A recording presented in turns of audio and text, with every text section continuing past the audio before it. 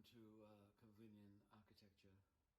These are stories that I wrote in response to Italo Calvino's stories of cities in his book titled Invisible Cities. These are all stories of either a journey I've taken or a house that I wanted to live in or buy. And tonight, these are the verses 2 and 3 from the second octave, the 7th chapter, and the city is Eufemia, and this is verse 2. Each morning when I wake, the first thing I see is the little painting hanging on the wall opposite the bed, the only thing we brought with us from Trieste. My father said he commissioned it from a friend of his that was stationed with him in Gorizia. Grey Gorizia, the song is Damned Gorizia. Italian soldiers sang it at the end of the Great War as they overwhelmed the Austrian army at great costs. His friend was a Sunday painter, and this little painting is one of his landscapes. As a child, I would trace over the outlines of distant mountain ridges in the background with a pencil. The marks are still there, evidence, hard evidence that I did exist in a former life. I spent hours studying the way the clouds were painted, the way that when you got close, what it seemed a distance, moving foliage, stirring slightly with the faintest of breezes, gradually dissolved into indecipherable marks and splotches of various green hues. I love moving backwards and forwards between the two perspectives so much, between the real splotches and the illusory stirring of leaves in the trees, moving before your very eyes. I loved it so much that my grandmother despaired I would wear a path into the floor polish. Somehow the study has been lifelong. It's never really stopped, and this painting is for me, above any other, my preferred work of art. In my mind, I've walked countless times into the foreground and inside the courtyard, below the stone arch, then through the arch into the orchard, then past the orchard into the middle distance, and from there found the path that took me into the hills and the mountains beyond. From there, from some vantage point up there, I've looked down on the water onto the group of houses and occasionally past the picture plane framed by glass. I've looked onto myself, asleep in my bed. I've often wondered whether the painted scene could be found somewhere in the hills around Trieste or even in Istria, where my mother was born, but in the end, its relationship with reality does not greatly matter. For me, it's real because at some point, it's become part of the world I reference, part of the spaces I inhabit, part of the journeys I often recall. My favourite begins in the foreground of this painting, along the shore of the body of water, a body that is simultaneously sea, lake, and tranquil river. Past the fisherman who leans down over the water in order to look at what stirs under the surface. I've asked him how the fishing was, and he never answers.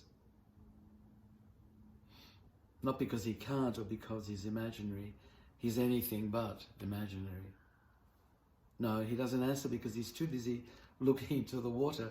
He's absorbed by the task of capturing what's under the surface, and I always move away respectfully in order to allow him to complete whatever he's doing, unhindered by my, let's face it, by my small talk. Because after all, I'm just wanting to make conversation. I just want to hear him speak in my dialect. I want to hear him say, yes, I've caught a few more than I need. Here, take this home. And with that, he hands me a handful of sardines, juicy, live-eyed, glowing with the reflection of the late afternoon sky. The yolky mishmash of autumn clouds and mist settling into distant, very distant rain. After this, I move on to the far building in the painting, holding the still live fish in my hands. This building has a little terrace looking onto the single boat moored to the veranda post. Climbing roses grow at its foot and I disappear behind their fragrance into the house.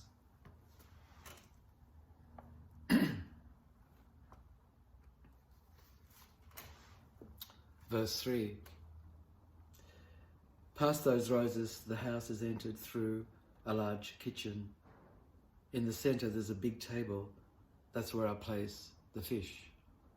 In the centre of the table, in the centre of the room. It's very still outside. The only sound is the backwash of tiny waves, tiny waves lapping onto a pebble shore. Darkness is falling fast and I have to move quickly. The fire has to be lit and the water fetched. There's a distant rumbling over the mountains as the thunderstorm closes in, but I'll be safe here, very safe. I walk up the stone stairway into the upstairs bedroom and close the small window. The perfume of roses and the fragrance of the body of water has permeated the room. The bed's made. I close the door behind me and go downstairs. Someone, I'm not sure who, someone has lit a fire while I was upstairs. The fish has been cleaned and some oil is already heating in the pan. A glass of wine has been poured from a nameless dark green bottle. A lamp has been lit. It casts ochre shadows on the wall, moving shadows. I look through the open door and the fisherman has gone home. It's getting dark, very dark. I stand in the doorway and look out into the sky. Far, far away past the thunderstorm, now closing fast over the mountains, I can just make out the vague outline filled by storm clouds of an elderly man lying in his bed, curled up, asleep.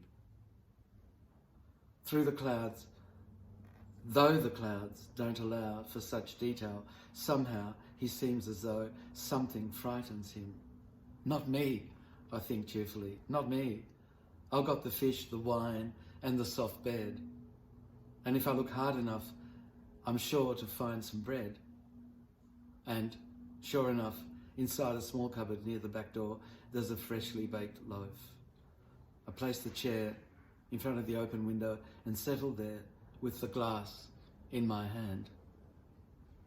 I watch the late evening storm approaching in a lowering darkness.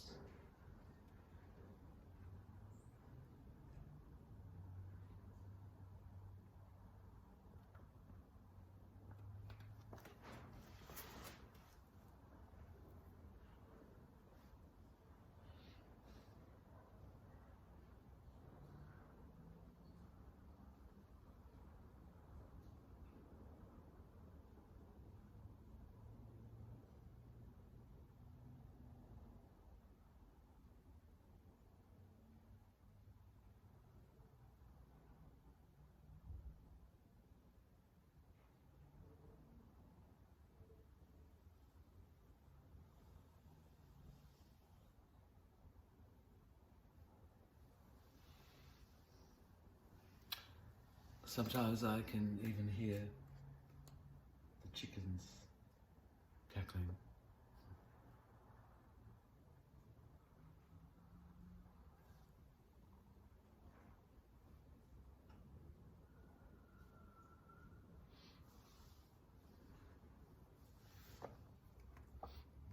Thank you. Until tomorrow.